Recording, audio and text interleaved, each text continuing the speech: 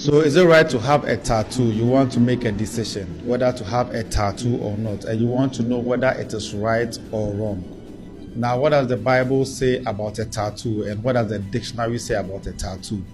Now, the dictionary says that a tattoo is a mark, a figure, a design, or a word which is intentionally fixed or placed on the skin. So it is a mark, a figure, a design, or a word which is intentionally placed or fixed on the skin. That's what a tattoo is. And you want to know whether you should have a tattoo or not. Now, what does the Bible also say about this? Leviticus chapter 19 verses 28 says that you must not make any cuts in your bodies for the dead or put tattoo marks on yourself. I am the Lord.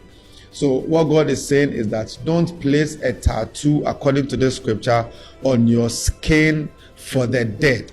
Now, this was a practice that these people were involved in. They tattooed themselves with marks or symbols or images that represent a loved one that has passed on.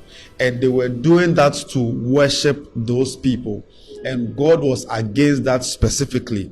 So the commandment here against the tattoos was for a reason, so that they don't worship those that are dead or give too much emphasis on the dead, because the Bible is clear about that. There's also another reason why the Bible is against tattoos, or why the Old Testament was against the tattoos. This was because God wanted to have a distinction between his people and then the heathen.